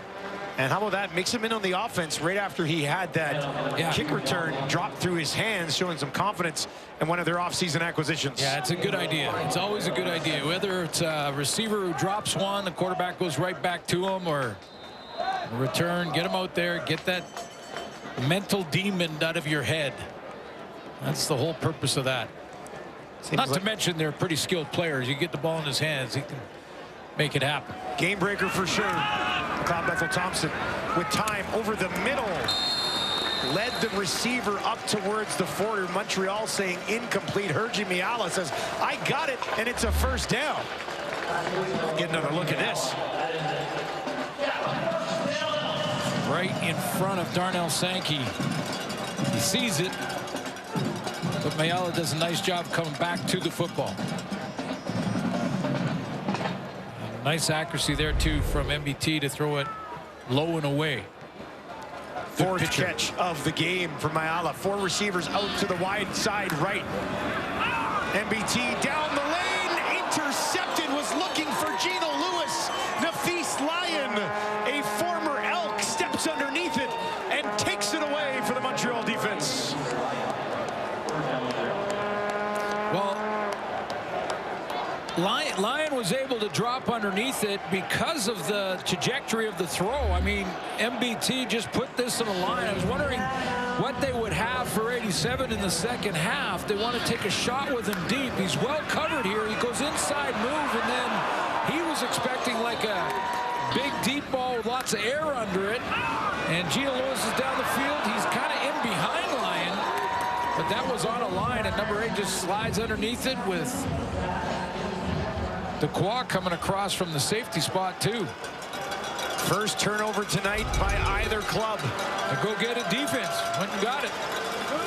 Fajardo fakes the handoff. Now dumps it off to his running back. And he is taken down after a pickup of about 5 yards. Kai Gray over there on the tackle.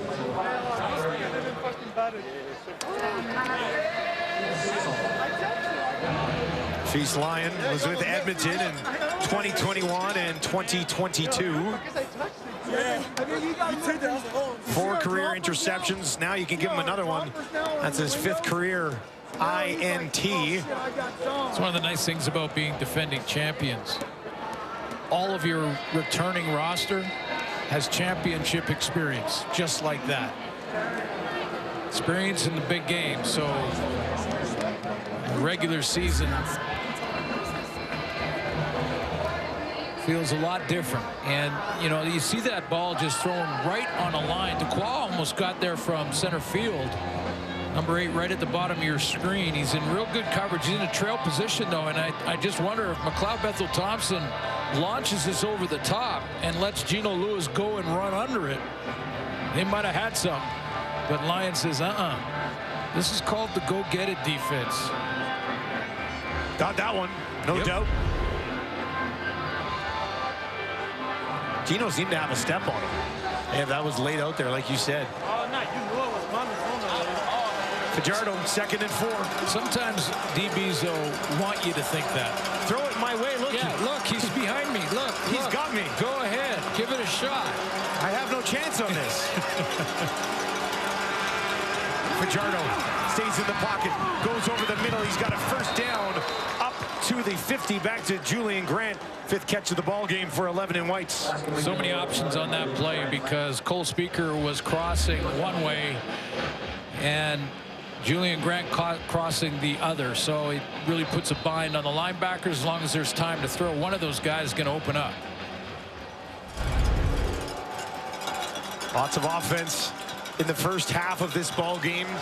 Bit of a defensive battle here in the 3rd quarter. Fajardo, pressure coming, gets it away, looks for a deep shot all the way down the field. Incomplete. Oh, Charleston Rambo, so close. Excellent effort to try to haul that one in. There's the difference in the deep ball from Fajardo is the one we just saw from MBT. See the air under that ball. He's allowing Rambo to try and go and run it down. 14, top right of your screen, and you know who's covering him? Cordell Jackson. Remember the first deep ball of the game? Cordell Jackson was in coverage. He got beat. He bounces back and sticks with it here to make that tough on Rambo. You got to survive contact with the ground and maintain possession. Wasn't able to do it. 2nd and 10 from their own 51. Fajardo in trouble, tries to get away. He will not throw down again. Kimdichie is there. His 2nd sack of the season in as many games. One of the top recruits coming out of college, Robert Kimdichie. They're real excited about what he can bring to the table. And again, this is Cody Fajardo's got to climb the pocket here. Kimdichie's going to just keep at it, spin move, right back into it, and with his teammates flushing him up into the pocket, right into his arms. Clock ticks down inside a minute. Quarter number 3, Leak backpedaling, takes it at the 15. Trying to get to the far side of the field. He will not take it down, just shy of the 20. One of the highest ranked recruits coming out of high school into college, and a 1st-round draft pick in the NFL back in 2016. And he's a guy that they are looking for big things, both against the run, but also here. And this is just a matter of sticking with it, finding that empty lane, and when Cody Fajardo tried to step up, being right there to bring him down. Mentioned 1st-round pick of Arizona, stops in Seattle, Miami, San Francisco. Now straight into the Montreal backfield there. McLeod Bethel-Thompson stays in the pocket, goes to Gino Lewis just outside the 25, gets more than half of what they need. It'll be 2nd and manageable here for Edmonton. 2nd catch of the game for Gino Lewis. You know what it is. All time, huh? You know it. Got a call. Shout out to Kimdichie looks like he's sweating more than Gino Lewis was. I'm just saying. 2 sacks in 2 games to start his CFL career. Lewis at the top of your screen for Edmonton. 2nd and 2. They will go on the ground right up the middle for Brown, trying to keep those legs moving. Gets to the 30, and that is what they needed. Are you going to give it to him? Looked like he kind of fell over top of the 30, didn't it? what matters is where the official puts his foot. Both defenses stepping up here in the third quarter. It is the defending Grey Cup champions looking to open the season with a 2-0 start on the road. They lead 17-13, and it's 17-13 at the beginning of the fourth quarter. Both defenses come to play, and something we're getting used to with the Montreal Alouettes. Well, absolutely. I mean, you know, both these defense made adjustment at halftime, and they came out in the second half, and those big plays, those explosions that Coach talked about on the panel, they've kind of disappeared in the third quarter. The guys making plays on defense. But that Montreal defense with Noel Thorpe leading the way and Darnell Sankey on the field, I mean, 12 points against their opponent in the Grey Cup, the Winnipeg Blue Bombers, in week 1. They've only given up 13 in 3 quarters here. That defense gets it done, and then key second downs, putting a lot of pressure on Bethel Thompson. They did give Brown the first down. So it's 1st and 10 from the 30. Of course, Edmonton a week ago against the Riders allowed 21 points in the fourth quarter. Let one slip away. They'll go to Brown here. Brown trying to push ahead, and he's almost got another one. Stopped just shy of the 40. So what makes the Montreal defense a tough defense to play against? Well, we showed you in the first half a couple of times how they sometimes only send 4 guys on the pass rush.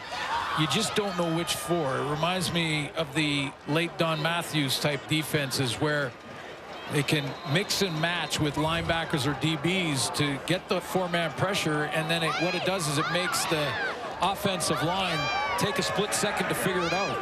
Krukop into the game, 2nd and inches. Gets the inches required for an Edmonton first down. So when they take that split second, all it takes is that second of a tackle or a guard to look and say, okay, I've got the linebacker in front of me, and then, oh, he disappeared, and it's the DB coming from over here, and now it's too late to react. So that's one of the reasons that this Montreal defense is good. I mean, don't get me wrong, they've got good players, world-class players, but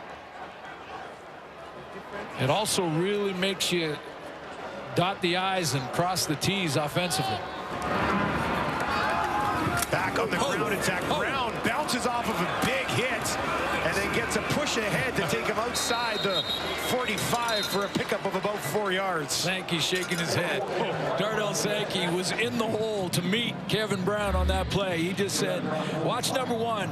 This is how you play run defense, up until the fact that he didn't wrap him up. But this scrape to the hole, step up in the hole, big hit, and good on Kevin Brown to spin out of it. It's a hard 4 yards for 4 in green, isn't it? That's a nice bag or 2. 2nd and 6.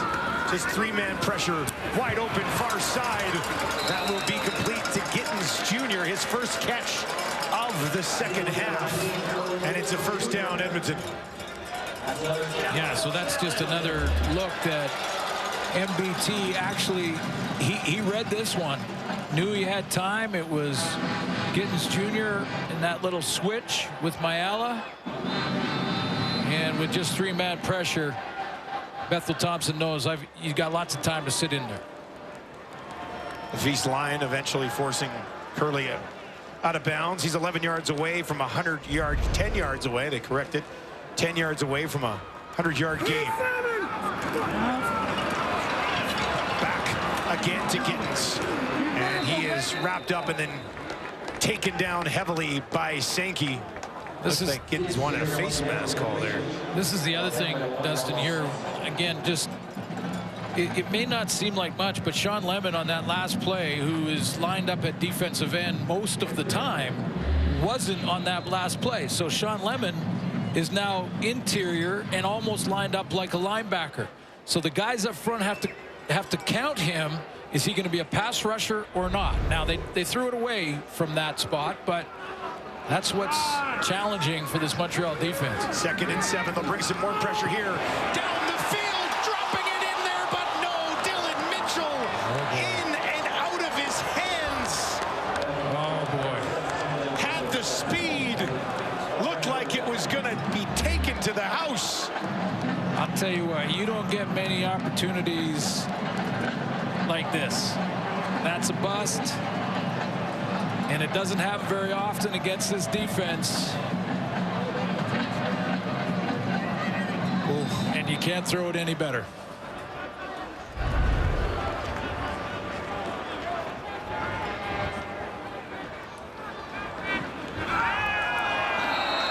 Montreal, I believe, has just taken a penalty. Is it offside or is it bigger than that? By the way, for Edmonton, plays like that last one is offside. Montreal, number 20. 5-yard penalty, remains 3rd down. They'll still be short. It just depends on how short, because what are they, 7? Still be a couple of yards. But with Prukop, Chris Jones feel like in a gambling mood. Yeah. Prukop's coming out to a round of applause from the crowd. It's a long 2. It's a long 2. This is big. We saw him last week. We saw him in Winnipeg and other places. Take it to the outside. Right? He doesn't necessarily always just automatically push it ahead. I wonder if that comes into play here. I hear you, but if you do that, you give the defense more time to rally to it. Prukop needing a huge 2 yards here. It goes. That's what they're going to try to do. And that is blown down. Helmet comes off. No chance for Dakota Prukop there. Mustafa Johnson in his face immediately. Turnover on downs at midfield. Free pass for Johnson. Montreal's defense comes up big.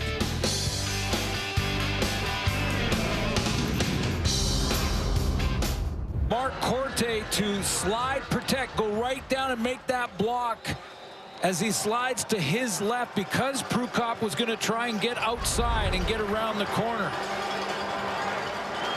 Huge turnover on downs. Now Fajardo, he's taken off with this. He gets wrapped up from behind. Kimdichi in on the tackle. So the call in general will be, but you wonder, it'll be questioned, but you wonder, how did he get through that quickly? Well, if you ask the center to go that far to get there, I mean, it's a good half step, or a step and a half, I should say, to get in front of Mustafa Johnson, and he couldn't get there. He got kind of tackled by his own guy, and that just cut off the lane for Prukop. 5 yards for Fajardo on that first down. Needs 5 more.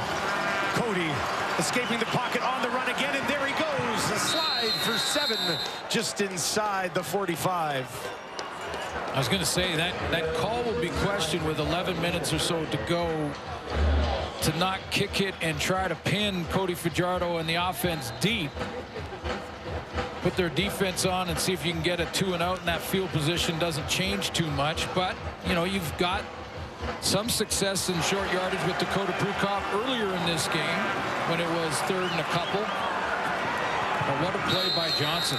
And now Montreal closing in on field goal range. Kimdichi down on one knee. And he will get up and walk off under his own breath. So Chris Jones, big decision. Yeah, you mentioned a lot of time on the clock still in that spot. Yeah, you know, I think there's probably a split right down the middle on that. Like, there's a whole bunch that love, go for it. Be aggressive. Be aggressive. Right? Go after it. Go to try and win a football game. And they had success on 3rd and 2 earlier in this game tonight. 5-man pressure here. Fajardo gets it away. Pressured as he throws, and it does fall incomplete. He was looking for Philpott out in the flats. And then there's the other side of that discussion, which is conventional wisdom and playing the odds. In other words, kick it deep, make it a long field for Fajardo, get your defense on in a good position, get a 2 and out, and you're right back in midfield again with the offense. A lot of ifs in there, but yeah, Montreal trying to make them pay here. Need 10 yards for the first down. Looks out to Fletcher. Now comes the other way. Speaker's got it. Elliott Brown is able to track him down. And that will likely force Montreal into a field goal situation to take a 7-point lead.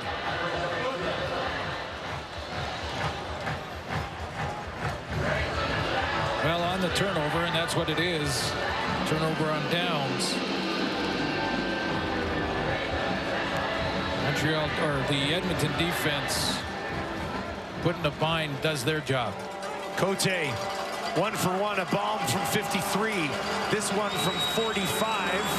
Purifoy will trot back into the end zone just in case he misses it. And he does. That's wide left. Purifoy will bring it out to the 5. Now just shy of the 10. And Edmonton dodges that bullet after the turnover. Cote pushes it wide left. Only on a TSN. You got to give up a point on that last one. Takes a field position. Yeah. Difference between 4 and 5 is still a major. It's weird because Purifoy was kind of late getting back there as well. Quick completion, and that'll be pushed ahead just shy of a first down. Back to Hergy Mayala as Bethel Thompson creeps towards 200 yards in the game.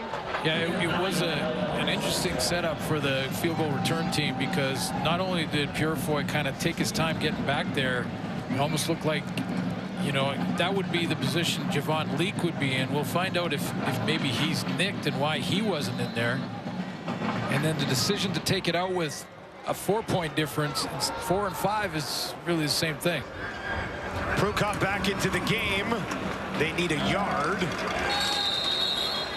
And some people will be saying, wait a minute, it's not the same thing. It's 4 or 5. Yeah. But if you want to, it's one possession, but you need a major to win. You're going to have the 6 no matter what, right? Yeah. And the 6 is the winning points either way. First down for Edmonton. 7.5 minutes remaining in the game.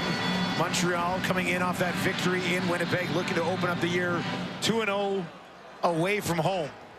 Edmonton started last season 0-9. Do not want to fall to 0-2 to start this campaign. Some pressure coming. MBT stays in there, dumps it off. Mitchell hangs on to it, broke one tackle, taken down on the second one. Hanging on there was Deontay Ruffin. Got some breathing room anyway. Lots of time left on the clock. And a 1-possession game. 6 yards for Mitchell. Tommy on the sideline just checked in with Edmonton, and Javon Leak is not hurt, not healthy. Yeah, I see him standing down on the sideline there, so not out on that field goal, at least far side. And that is Mitchell. There's a flag. Bethel Thompson was down behind the play. Flag right next to him as Mitchell has another completion on the far side. Mentioned off the top that Reggie Stubfield is out for the season with a knee injury. Happened in Winnipeg in week 1, and Bryce Cosby is playing in that spot. Roughing the passer, Montreal, number 30, 15 yards from the end of the play, first down. He has been anxious to get after the quarterback. He's up at the top of your screen, and he got a free lane and carried through with the hit well after MBT let go of the ball. He had time to adjust his path and not hit the quarterback, and chose to. Had a sack earlier in the game, 6 tackles as well, but an untimely penalty there for Cosby. Far side again. Gino Lewis working against Nafis Lyon. Lyon will wrap him up quickly, but MBT starting to get in a little bit of a rhythm now, over 200 yards in the ballgame. Yeah, sometimes a different part of the game can bail out a mistake. So a decision mistake to give up a single and lose the field position, but now past midfield, McLeod Bethel Thompson has bailed the special teams out. Well, they're right back to where they were. Exactly. Same score as earlier because of the missed field goal from Cote. Brown, nice little sidestep juke, gets him a first down inside the 50, and the drive continues for Edmonton. There's a nice jump cut right there from Kevin Brown.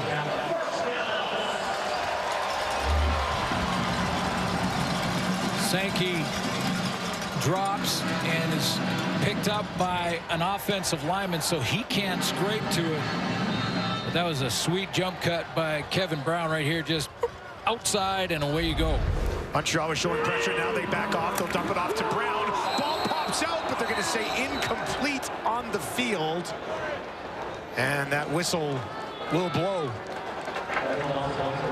Beverette in on the tackle on the last play, in on this one as well. I'm going to say that worked out. An incompletion was a good thing for Edmonton, because that was going to be a loss because of how quickly Beverette got there. Never had it. Just causing all kinds of mayhem. But no control, incomplete. 2nd and 10 for Edmonton. 5 minutes to play. They trail at home 17-13. Near side, wide open. Mitchell goes down and gets it. Hangs on, and a little redemption there for Mitchell. He's got a first down for Edmonton. Yeah, that's big, because that one was low and away inside. He's running an out route and had to put the brakes on and come back and scoop it up. A little bit of pressure on MBT, so it's not quite an accurate as throw as normal, but he has to go down and get that one. But you're right, he's in a rhythm coming out of his own end. Drive that started inside the Edmonton 10 now sits on the Montreal 30. 3 options out to the left for McLeod Bethel-Thompson. Gittins will slide in to protect. MBT pressure there, gets it away towards the end zone, intercepted again, taken away by Ito. Now he'll bring it back for Montreal. Another interception from McLeod Bethel-Thompson, and this one ends what was working to be an excellent drive for the home side, and he is not happy. Same type of direction, got hit as he throws, but stepping underneath is Ento. Talked about the DB sometimes wants the quarterback to think the receiver's open, so he throws. This is pressure, so MBT has to get rid of the football. Ento drops his man. He thinks he's got that seam route to Dylan Mitchell, and Ento cuts underneath it. It's textbook for Ento to just play the play, leave his man, and go help out. Montreal gets the ball at the 50, looking for a drive to seal this away. They'll hand it off to Fletcher. A couple extra yards on the push. In that commercial break, crowd here was chanting, "We want Trey." I mean, not that that was the read for Bethel-Thompson, but we heard the crowd start saying, "We want Trey." Now, we talked to the coach about Trey Ford, and is he going to be a guy that we see a package for, or what? Are you going to try and get him in games no matter what the score early on? And he said, not really, not at this point. He's talked about the fact that maybe Trey didn't even think he wanted to be considered as a sort of gadget quarterback. 2nd and 7. They'll get it to Philpott. Broke a tackle, and he's got a first down for Montreal as the clock ticks towards 3 minutes. He is the backup, but I think the chant here, despite the efforts, I love a good chant. Probably a little wishful thinking. They're not going to give MBT that much money and give him a game and a half or 2 games to. Now, with that being said, they don't have a lot of time to get this thing on track here. No, they don't. And you got to start at some point, or you don't get to make the decision on who's playing quarterback.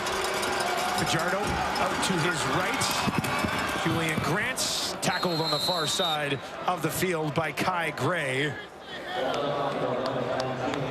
And that will take us inside 3 minutes. Edmonton trailing Montreal 17-13 on Friday Night Football. He only agreed to come to Vancouver because we were calling the game. I don't think so, but okay. That's what I was told. It's going to be fun. It's going to be quite the scene. 50,000, over 50,000. 54 and counting. Fajardo.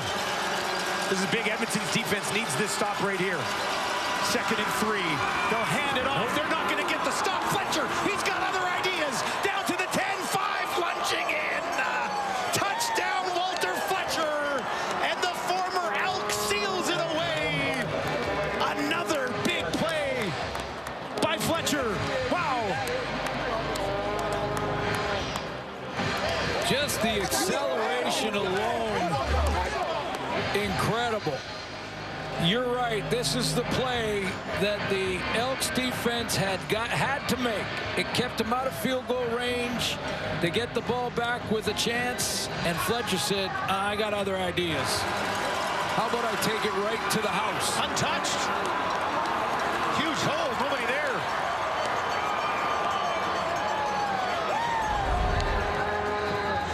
Fletcher, one on the ground, one through the air, and over 120 total yards. Interception thrown by MBT. Oh, that one is off the upright. 10-point game. Interception by MBT, followed by 4 plays, 60 yards in a minute and 58 seconds. Have yourself a day, Walter Fletcher. Well, we both looked at the chart and saw that he had 12 for 37 in game 1 against Winnipeg, and you think, well, wait a minute, you gotta get the back more involved, and he was more involved tonight. A couple of big plays, just showing some great speed in the open field. No one can catch him. That Elks secondary. Good blocking up front. Weston Lawrence gets out and gets a nice block, and untouched to the end zone, and that's the dagger right there. 138 yards, 2 touchdowns for Fletcher today. And the Elks finding another way. I mean, week 1 against Saskatchewan, a 10-point lead going into the 4th, and turnovers, and 21 points later, and they lose in week 1. An interception within scoring range turns into a touchdown the other way. Leak to the 25, trying to find some space. He will not. Returns it to the 34 before he is taken down. And you're right, they find a way.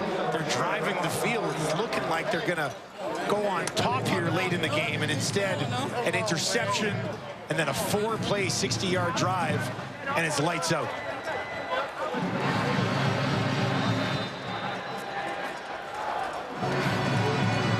Walter Fletcher's got some go-get-it in him. It's not just the defense. Offense, too. Fletcher, specifically tonight. How about Ento and that interception? Ethel Thompson throws that one away. Gino Lewis, not on the same page. He turned about midfield. That ball dropped at the 40. Quiet night for Eugene Lewis. 3 catches for just 23 yards. Yeah, that's a bit of a head scratcher. And like I said, your quarterback, another hit by MBT, but your quarterback has got to make his reads and throw it to the spot he needs to throw it to. I get all that, but you can make plays, set up plays where the primary is your big play guy. And I'm not sure those plays were available tonight. Hit again. And that one falls incomplete at the feet of Gino Lewis, and that will bring up 3rd down. Mustafa Johnson just walking through the offensive line of the Elks right now. You know, and there's some decisions. Remember when Johnson made the play in short yardage in 3rd and 2 at about midfield with 11 minutes to go. I mean, there's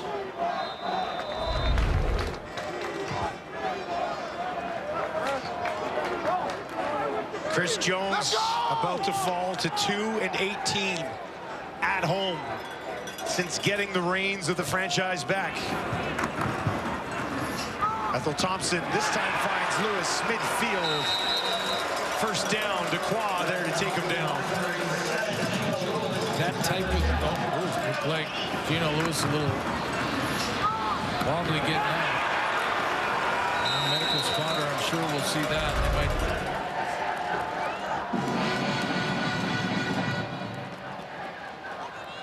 Looks like he'll be okay.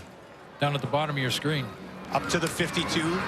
Three-man pressure goes right back over to Lewis. And he turns around and hauls it in at the 45. Well, they're asking him. He said, it's okay. I'm good. Back-to-back catches for Lewis. First and 10 up to the Montreal 45.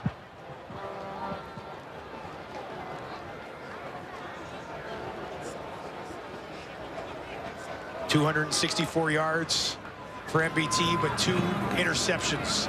Pressure coming, hit as he throws, got it away, didn't think he was going to. Flowers came over, and they'll say incomplete. Sean Lemon was right on top of him.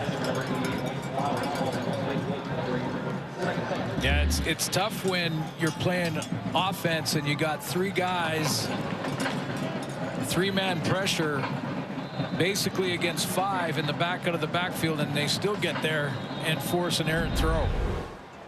The previous play is under the review by the command center. Ruled incomplete on the field. Command center is going to take another look at this one with 1:44 on the clock. We always say that, you know, ideally defensively, if you can get pressure with 4 guys, you can do a lot in the back end. You can do a lot different coverages and different looks and half zone, half man, a lot of different things.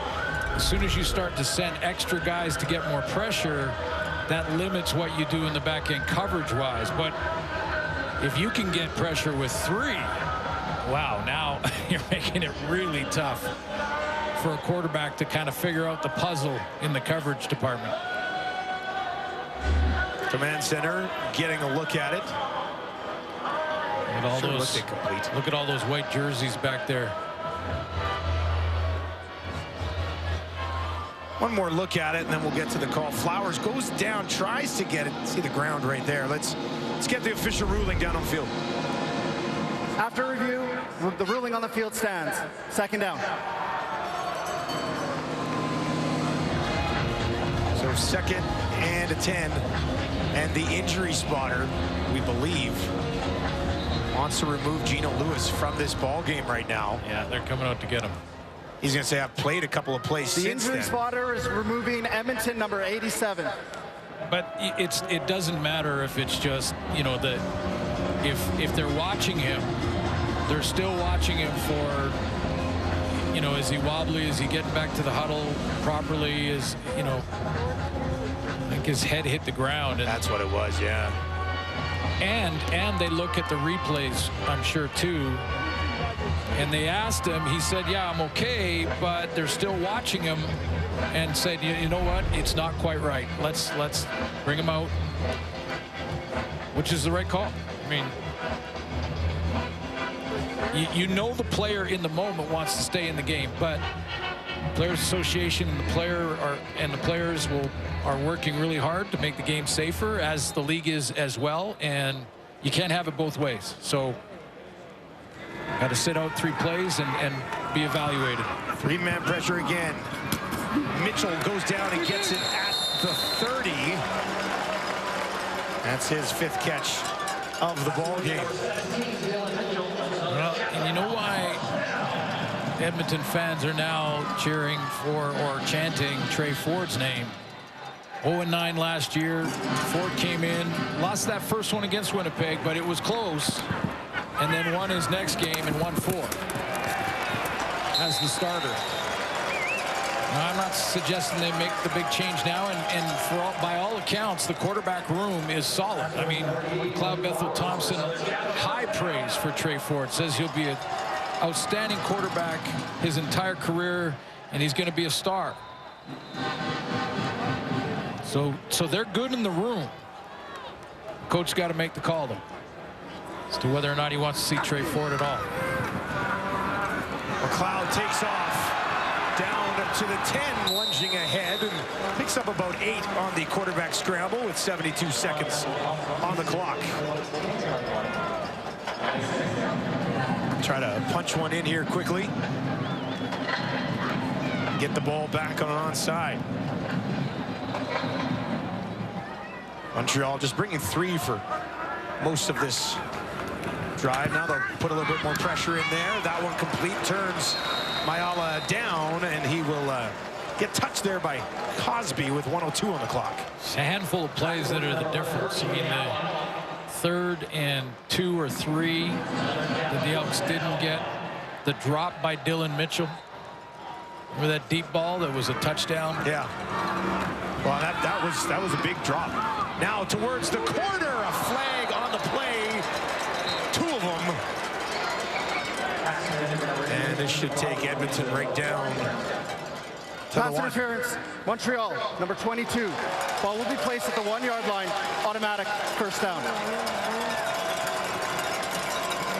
Deontay Ruffin, the guilty party here. I think it's down at the bottom of your screen here, or to the right of your screen. They switch it off and then stop it right there. That's the hook. Wasn't a lot, but did get him. Prukop back into the game, looking for his 2nd touchdown of the day, trying to push it ahead behind that offensive line. And they will sort and try to find him underneath that pile.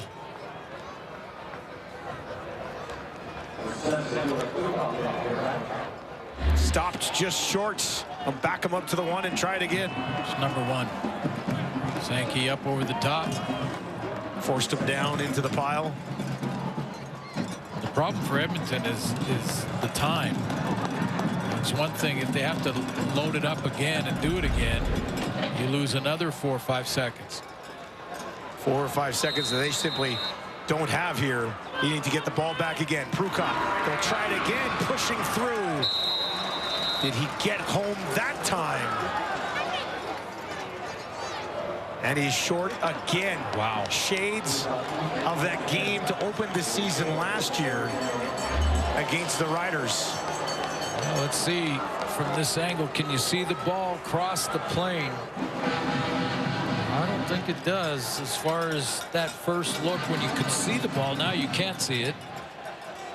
And to overturn a call of no touchdown, you'd have to have the evidence to do so. 3rd and goal from the Montreal 1. The Alouettes defense trying to seal it away. They'll try the other side, and he pushes through for the touchdown. 2nd of the game for Prukop, but just 33 seconds remaining on the clock. Most time you need a few big plays here. You got to make the extra point. Then you got to go onside kick.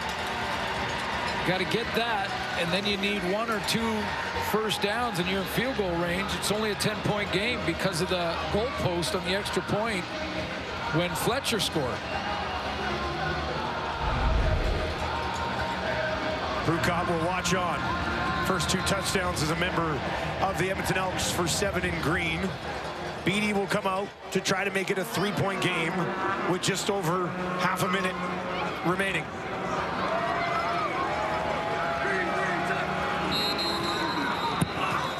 And the whistles blow before that ball is snapped. The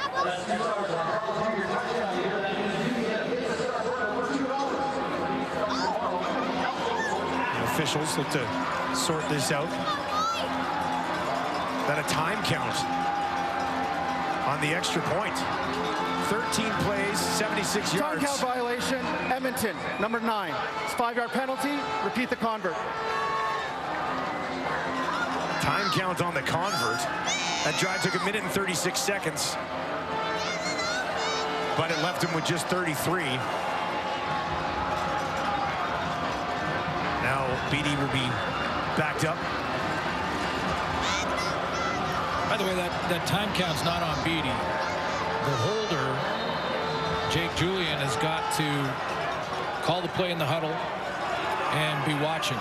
Make sure they kick it in time. Holder's in control of that. Beatty for a 3-point game. And he is able to push that through. That looked a little wobbly there. Started to wobble, didn't it? Started to wobble, straightened out. And now Edmonton will attempt to get the ball back.